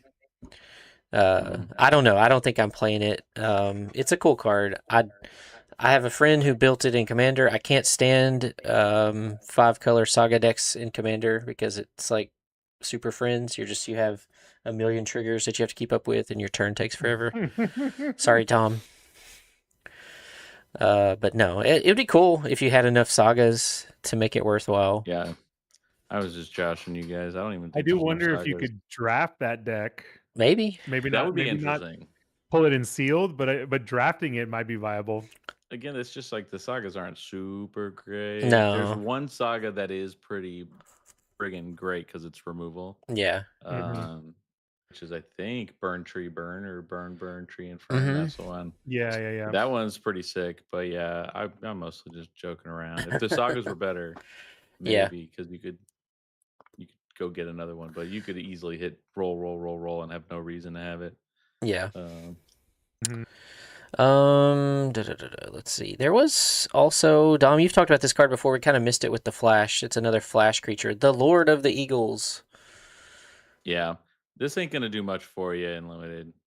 There's not a whole lot of flying, and the ones that are in red, I'm pretty sure. And so and I don't think there's a lot of support. There's not going to be, you're going to be, kind of treading your own path here. But in Commander, this is my card. Oh, there's going to be a 2-drop all the time in Commander. This is someone said, I think Joe said it's the Galta of birds. Jank knows. Yeah. Jank knows. He's like, oh, you got Dom talking about birds. 100%. I love birds. I have a bird brew for 2027 that I'm putting together. Yeah, I think this will come down maybe in limited as like a 5-drop. But yeah, it's probably not going to be a 2-drop in limited. Even a 5-drop that would be a success. Yeah. I agree. I agree. Yeah. Well, I don't know. The cool thing is that the other bird, Ravenhill Flock, it isn't a bad card. It's actually, I made a short about it on Instagram as well. I was like, this is my favorite type of card, and this one's got flying. Mm-hmm. And it's a 1/2 instead of like a 1/1. This Mm-hmm. is a lot to love here, and it works really well with recruit. Yep. Mm-hmm. And Yep. so you might already be running that just because you're going recruit, and this just kind of works with that. So Yep. you make it. Yeah, there was a similar 5-drop in Innistrad, I think it was, that would get bigger. It was 2 pips and I think 3. And yeah, it would get bigger every time you drew a card. And I remember that actually did a lot of work in that set. So this being cheaper and having a lot more support, yeah, I could definitely see it being pretty nice. And Yeah. you could run the Eagles are coming just for the Eagles instead of like as a defensive measure. You could just be like, I'm making Eagles, and you do it on end of someone else's turn, so that they are not summoning sick when they gets up to your upkeep. Yeah, this could be, so this goes in the, we're talking, I guess we're going to pivot to evasion, but this is also, I think in my mind, the Eagles are coming in bomb territory. Because again, if you have a bunch of those recruit tokens, and then at the end of your turn, I'm going to pay 4 and I'm going to return 5 1/1 tokens or 5 creatures in my hand and have 5 4/4 flyers. You know, you're probably winning that game. Be paying 6. 6, but yeah. it would be. Oh, this yeah, is kicker, a great yeah. finisher Yeah. in recruit. Great finisher in recruit. Yeah. Or just protecting your creatures. It's a great commander card. So getting this in the pre-release, enjoy it in the pre-release, and then take it right to one of your commander decks. Yeah. Just for again, this is that kind of that modal card for just 1 and a white. You're going to save your best creature and replace it with a 4/4. But for 6, you can like just totally save everything.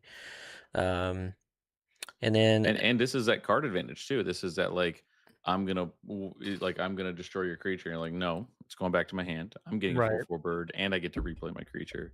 You're just getting a little bit more value. Yep. Steph was asking about Decrepit Old Bird.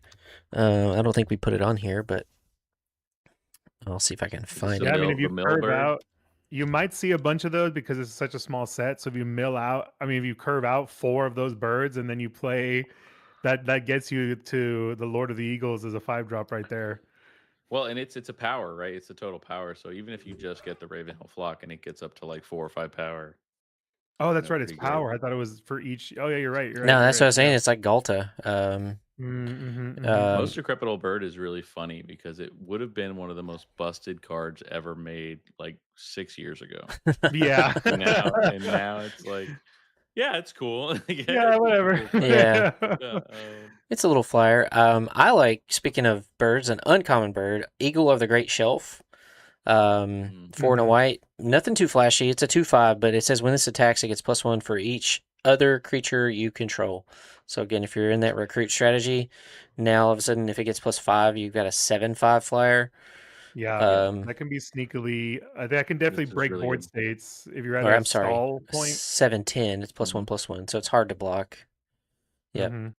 No, it's a cool finisher for recruit. Yeah, and I love that the Eagles get to work with the the human. I guess the humans. It's to me, it's like it should be working with the dwarves, I guess. But it's fun. It's fun. Yeah.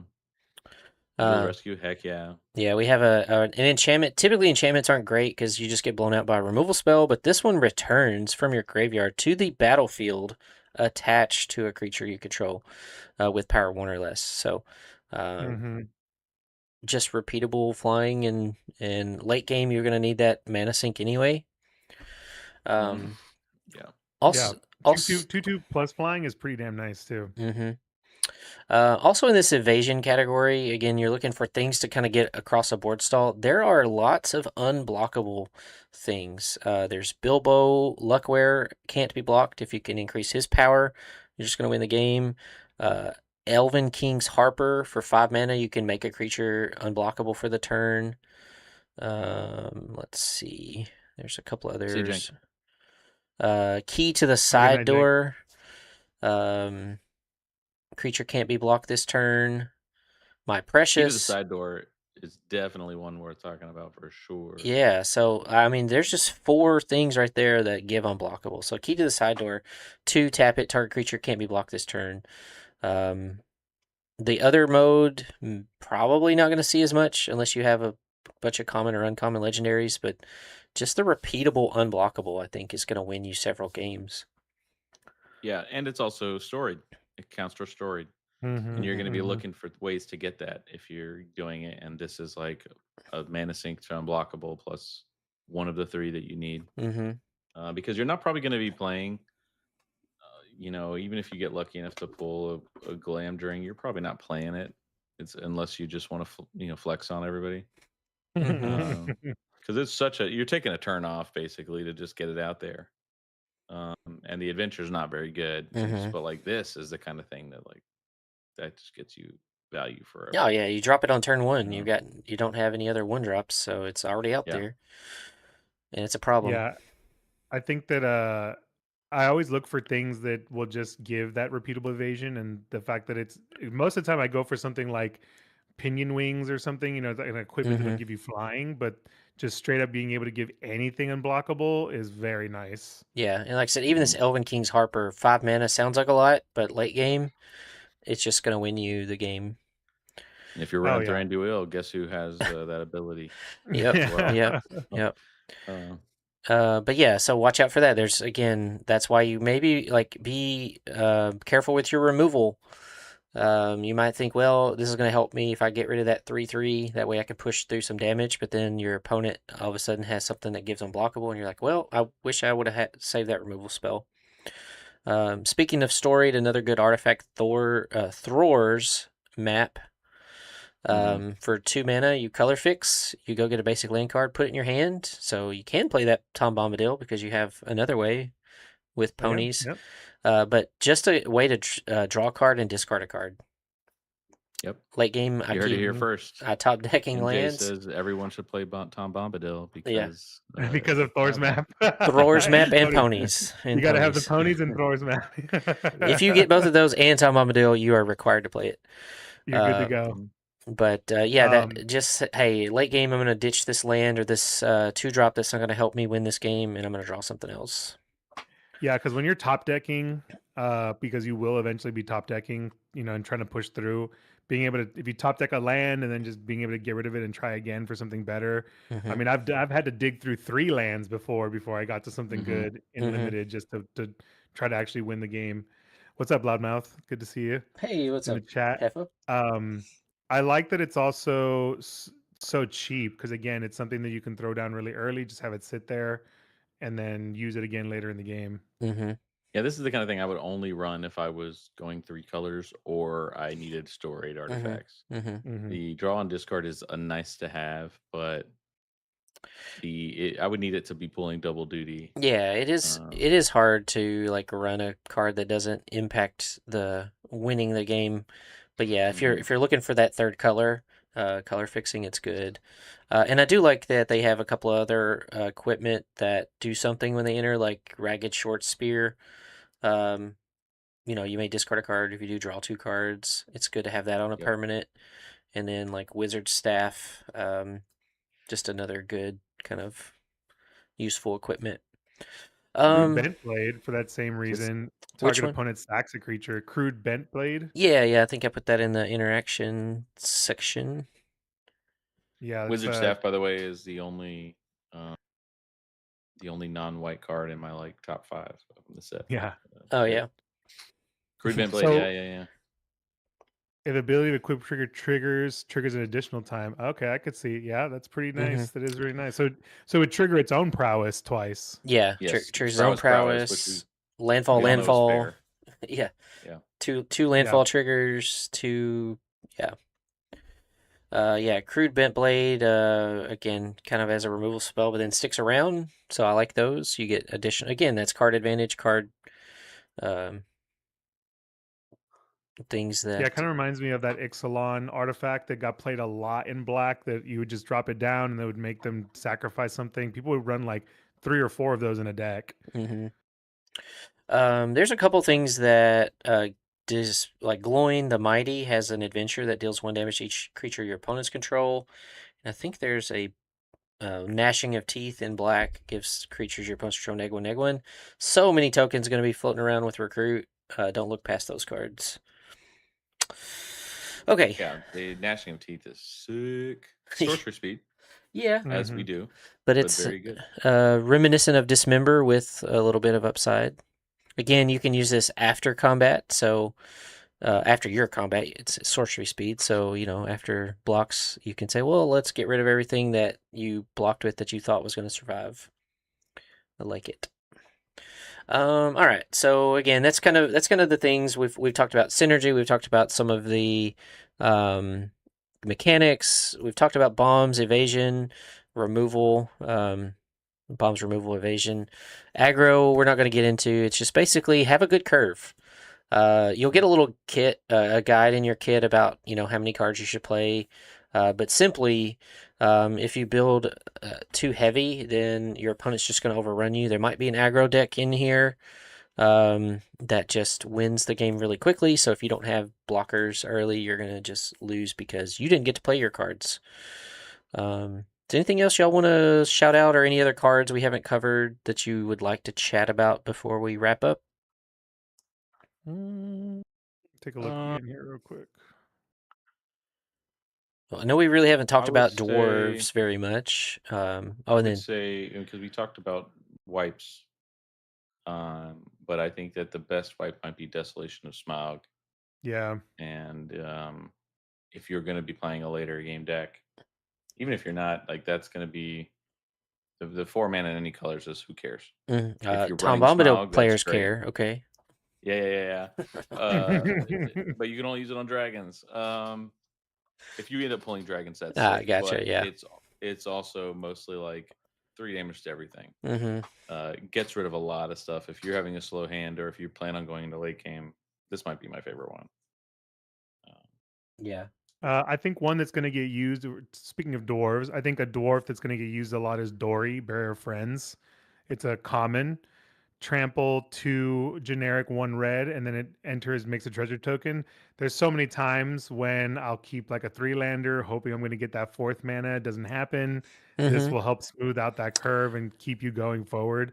I would want to play, even though it's legendary, I wouldn't mind Yeah. playing a few of these because I can attack with it, let it die, get that treasure, Mm-hmm. or play another one to get another treasure to get me to 5 mana.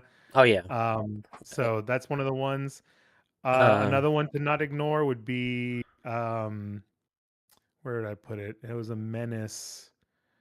The Night Howl Pursuer. It's a wolf, 1-drop, 1/1. It has menace, and then if it attacks when you control, it has ferocious.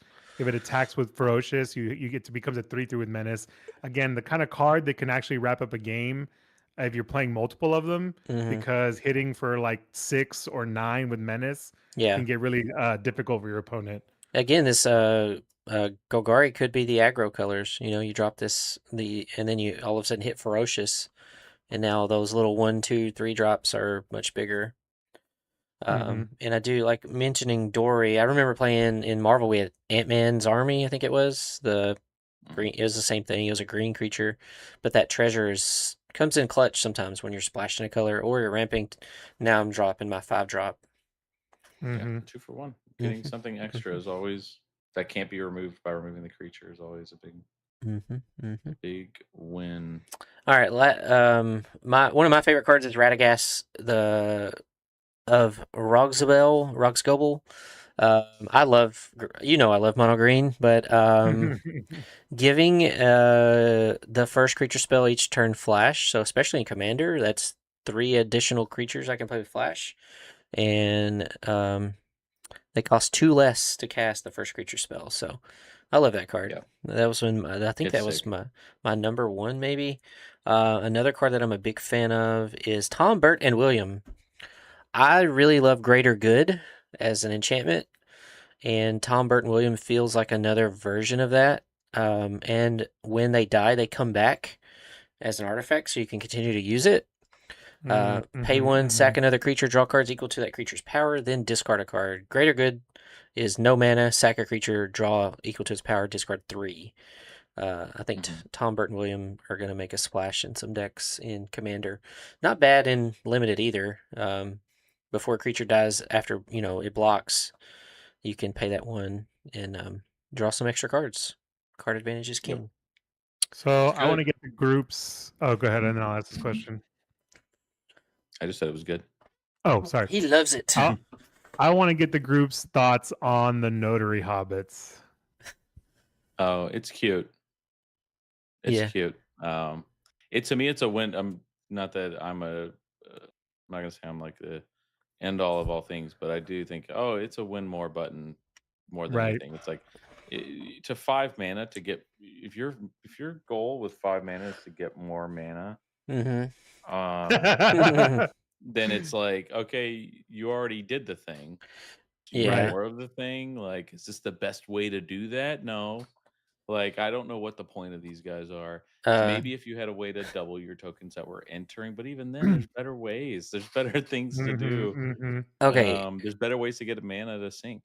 So So you hold your roll until you play Notary Hobbits, and Do then we think that this made green mana at one point? and then you blink them 4 I do times. think that. I think that if it made green mana, I would hate it less. I still wouldn't like it. But Yeah. I do Yeah. think they were like, no, you don't need this. Yeah. Yeah.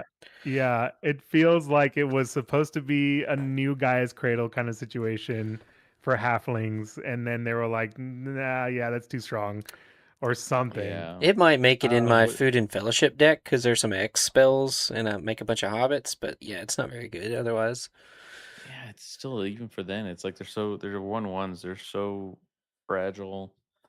Yeah. Yeah. I don't know why I would ever need mana in this way. Mm-hmm. Yeah. That It's a wouldn't be able to use very for a whole turn either. It's like, okay, here they come, and also wait till next turn with my 9 mana extra with the Notary Hobbits. yeah, yeah. Because Um, even if you've been like curving like crazy into this with like delighted halfling, maybe yeah, a shapeshifter that also does mana or something. Yeah, I'm equally as confused. I think it's a cool concept. I'd love to see the tokens coming in that are not copies Mm-hmm. more often, but yeah, I'm just as confused about this card as well. It's the new mono what I green li- commander. Come on. yeah, what I was gonna say, what is interesting about this card is being an idiot. I love the idea of like, I made a card deck that the whole point is how many Notary Hobbits can I get? Um, that's something I can get behind. Like Yeah, Right. the we're gonna one blink the one, Notary yeah, the Hobbits. 1/1 really restricts it. There's been other cards like this, I can't remember the name. Gruff triplets, I think, was Yeah, one. I love that one. Yeah. So if it was bigger power and toughness in addition, like they were 3/3s, maybe you get 9 power for 5 mana. That's cool. Yeah, I just feel like Or Mhm. 2 there's so 2s many at good ramp least. spells in green. Like, what's the Yeah. point of this? Yeah, I think it's exactly. just It a is. cute idea. Mhm. I think it's way Uh, more likely this was cheaper mana cost wise at one point too, and then they were just like, right. "Well, I need cheaper," and now it's ridiculous. You're supposed to play this with Yeah. Belladonna Took. Yeah, I mean, it is a cool. I mean, yeah, you could just run hop to it, or you could run the Notary Hobbits for 5. Yeah, Um, same Mm-hmm. level, Mm-hmm. power level of cards. no, it's worse. Hop to it's better. Hop to it triggers all 3 No, most of no, of them. Yeah. course, that's what I'm Yeah. saying. Like, Yeah. The rabbits are going to be 2/2s. Like, Uh-huh. yeah. Yeah. Yeah. Yeah. Yeah. yeah, Yeah. They get the um, counter as well. Crazy. yeah, yeah. All right, let's talk about bear travel really quickly. We have Bjorn the Fierce, gives other bears you control +2/+2.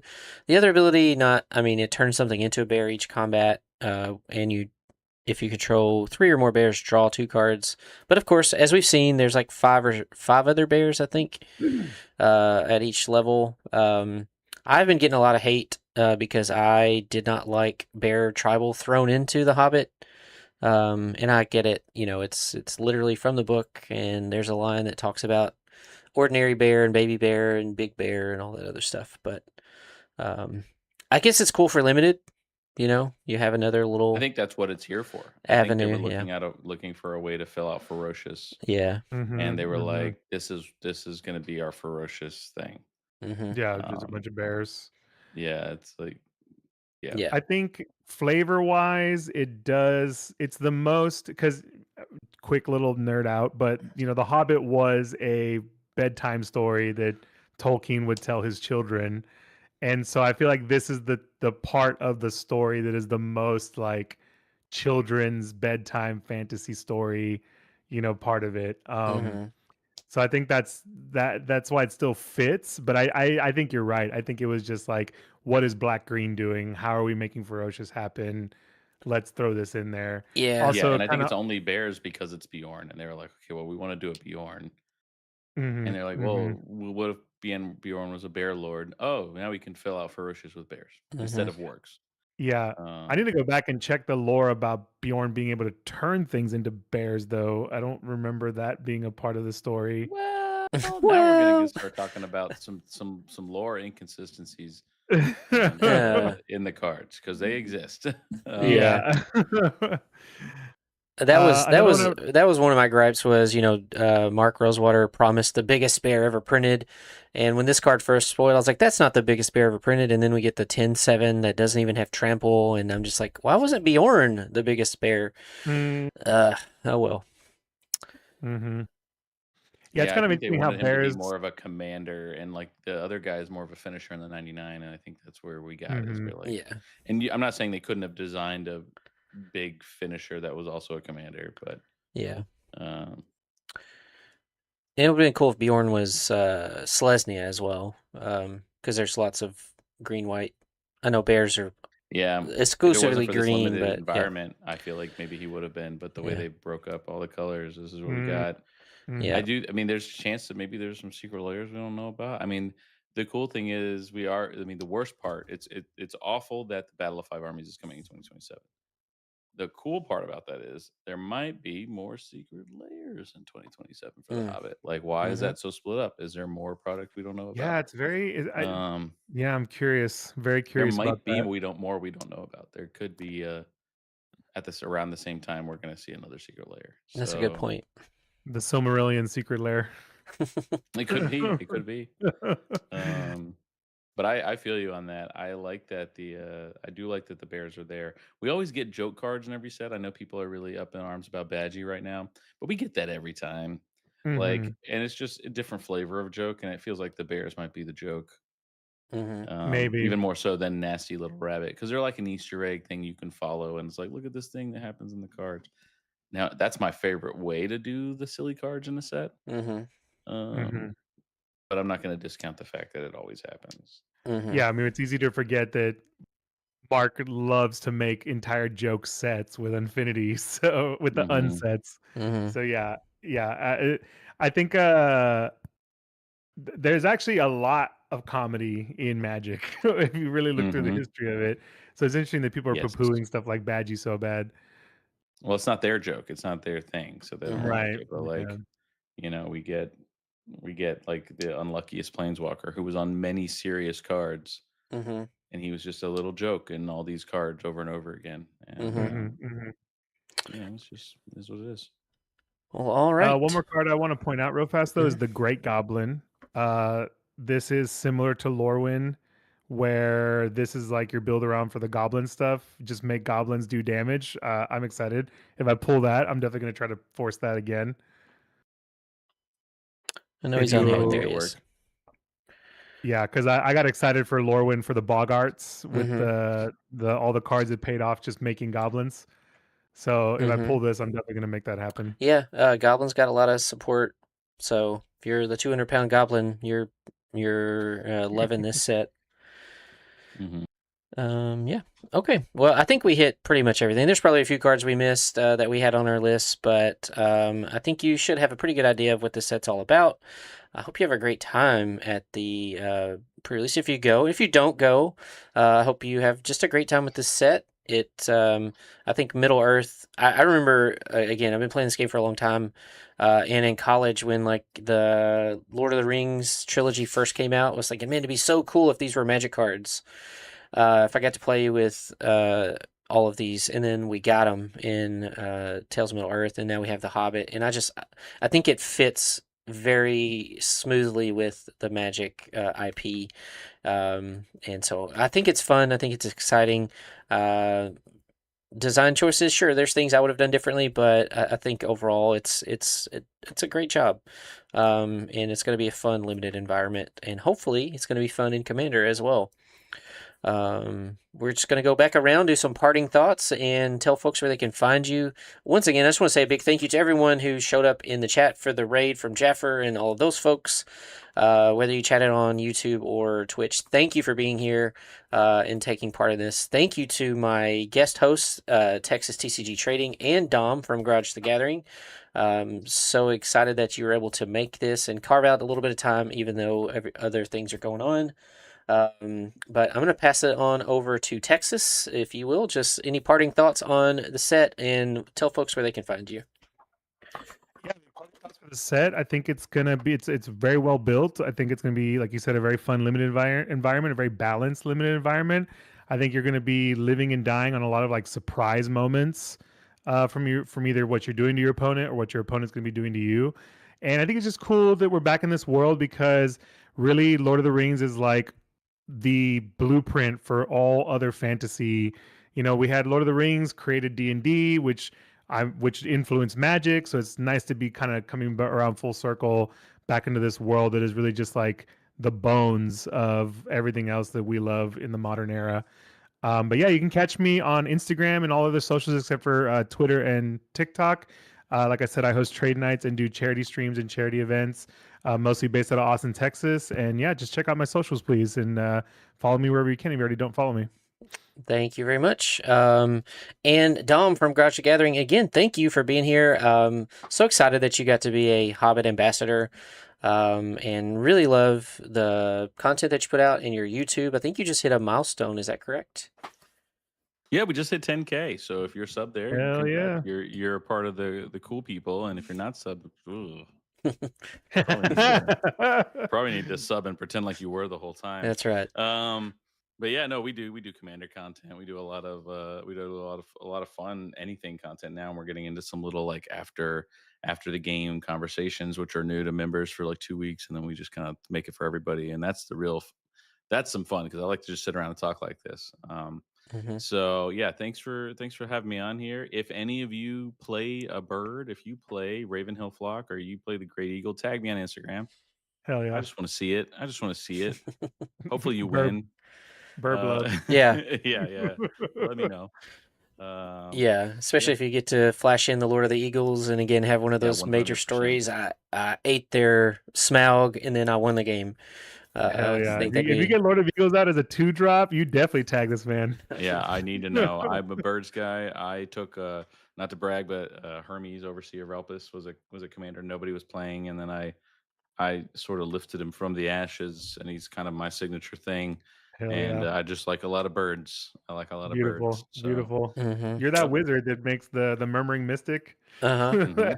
Well, you wonder who's getting that wizard staff. That's Overseer Relpus. We're making 2 birds from now on. There you go. There you go. Heck yeah. Heck yeah. Awesome. Awesome. Again, thank you again both for being here. I'm MJ. You can go to all your favorite places where you consume content. Look up MJVariant. Thank you for being here. I hope to be drafting this set on Arena more. Life changes. I've started a new job in April.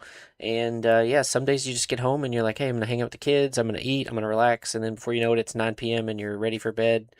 But hopefully I'll get to draft some of that and kind of share my choices on picks. If you like limited content, tune in for more of that. But I mostly hang out on Instagram, so if you're hanging out over there, just follow me there and shoot me a message, a DM if you want to chat. But I am excited about this set. Looking forward to it, and I think if it's anything like Tales of Middle-earth, which it may not be, it may be completely different. Those were a lot of memorable draft games. So, all right, I can't see who's on Twitch because of what my setup now. Is there anyone to raid into, Texas? Do you see anybody? Let me take a look here real quick. Yes, we could raid into. Come on, computer. Computer, find me somebody to wait. Computer, please find me. Yeah, actually. We could go into. Come on. Captain Robert is doing Dungeons and Dragons. There's also. Nobody I'm following is on tonight. It's a little late. I'm trying to get to my. It's been a minute since I've done this on my phone, so I'm trying to get there. Yeah, I don't know if I have any. It looks like Steve is on. Okay, yeah. Welcome to Wooburg or Stacked Up. Yeah. Steve is on. So let's hit him up. Love that guy. Yeah, we'll raid over there. If you don't know Steve, he is also known as Welcome to Wooburg. He covers some Magic, like I guess reporting and things like that at events. He also runs a charity, stackedup.org, which helps veterans and just kind of gets them into gaming, and he gets donations for them.